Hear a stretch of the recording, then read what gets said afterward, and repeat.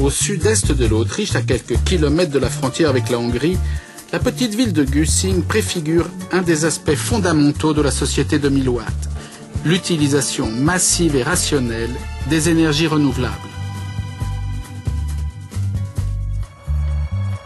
99% du chauffage dont nous avons besoin à Güssing est fourni par de l'énergie renouvelable. Et nous produisons 140% de l'électricité dont a besoin une ville de 4300 habitants. On peut donc dire qu'en ce qui concerne le chauffage et l'électricité, nous sommes autosuffisants.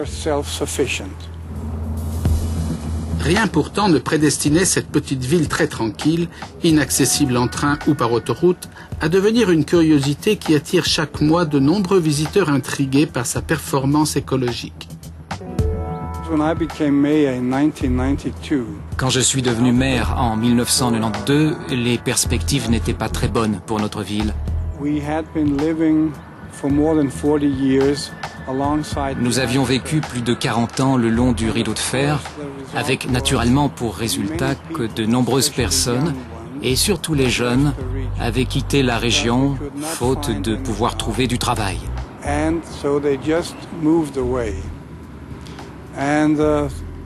Nous nous sommes donc assis autour d'une table pour réfléchir à ce que nous pourrions faire pour que les gens restent ici, pour créer de l'emploi et offrir un avenir aux jeunes gens.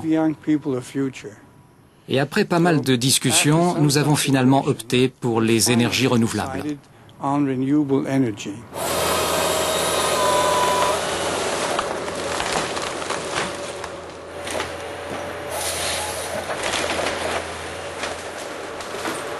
La richesse de Güssing, ce sont ses forêts. Des forêts qui sont aujourd'hui systématiquement nettoyées et exploitées, mais qui étaient pratiquement laissées à l'abandon jusqu'au début des années 90.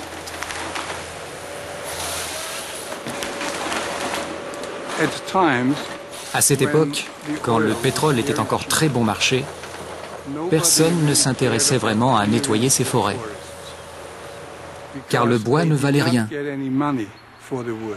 Si bien qu'une bonne partie de ce que nous appelons aujourd'hui les déchets de bois pourrissaient dans la forêt.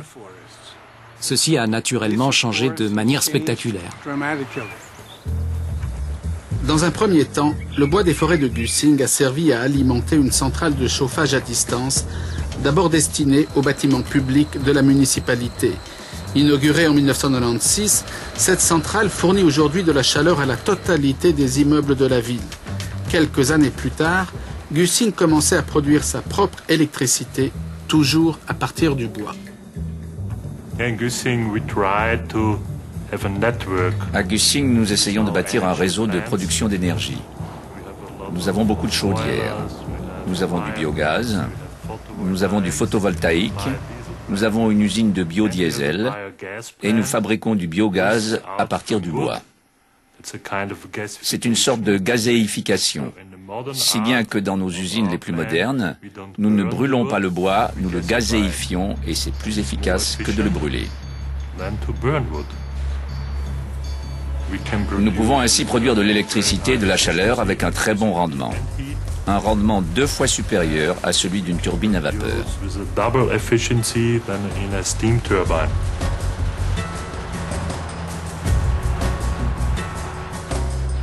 Le Centre européen d'énergie renouvelable, créé à Güssing, travaille sur les nombreuses utilisations possibles de la biomasse. Parmi celles-ci, un très prometteur gaz naturel synthétique produit à partir du bois et qui pourrait être utilisé comme carburant. À Güssing, c'est la première fois que nous avons pu démontrer qu'il est très rentable de produire du gaz naturel synthétique à partir du bois. Et je pense que notre exemple sera suivi d'ici quelques années dans toute l'Europe.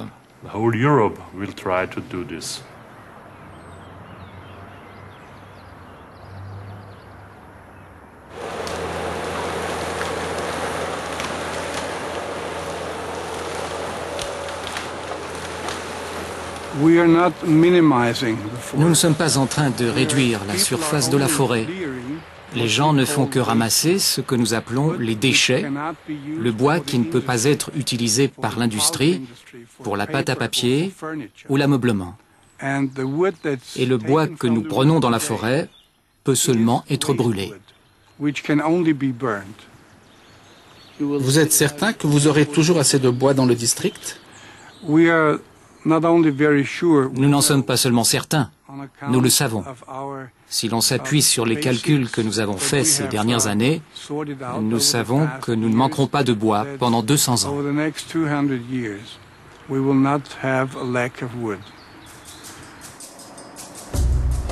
Gussing ne se contente pas de transformer sa forêt en énergie. La plupart des terrains agricoles de la région entrent également dans le cycle de production d'électricité.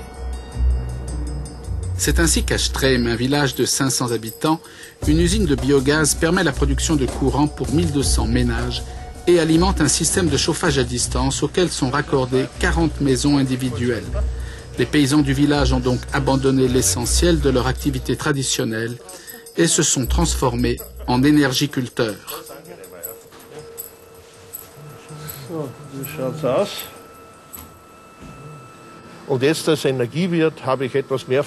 Aujourd'hui, comme producteur d'énergie, j'ai un peu plus de temps libre. Je peux mieux exercer ma fonction de maire. Bref, j'ai plus de temps qu'avant et mon revenu agricole n'a pas changé. Cette centrale nous garantit un revenu tout en nous permettant de faire d'autres choses. Par exemple, nous continuons à commercialiser directement nos produits dans la région pour gagner un peu plus. Cela se traduit par une amélioration des revenus dans toute la région. Nous produisons du maïs et fournissons à la centrale la production de 130 hectares de maïs par année et à peu près autant d'herbes. L'essentiel du produit des prairies situées entre Gussing et Strem est transformé dans cette centrale, de même que des quantités plus modestes de tournesol, de trèfle et de luzerne.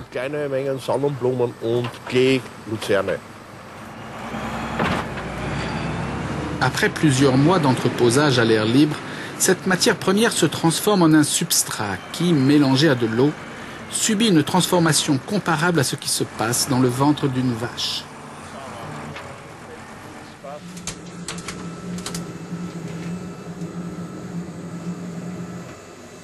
Ja, gut.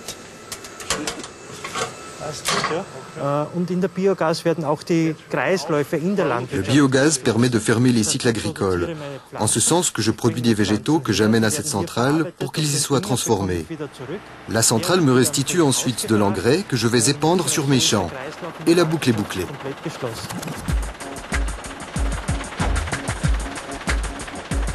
Les agriculteurs ne sont pas les seuls à profiter de la politique du tout renouvelable de la commune. C'est toute l'économie de la région qui a été ainsi dynamisée. Depuis 15 ans, de nombreuses entreprises attirées par la stabilité des prix de l'énergie sont venues s'installer à Gussing. Parmi celles-ci, 2 fabriques de parquets qui ont participé à la création de 1000 emplois sur l'ensemble de la commune.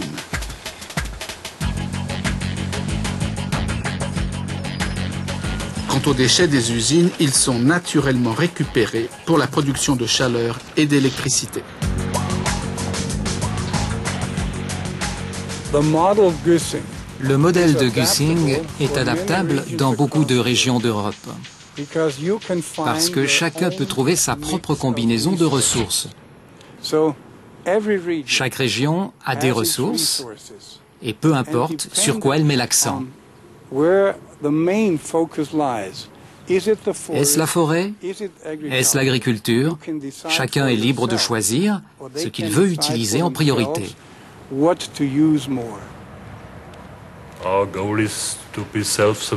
Notre but est d'être autosuffisant dans la région de Gussing en 2010 et d'être autosuffisant dans la province du Burgenland en 2013. C'est un gros travail, mais c'est notre but et je pense que nous y arriverons.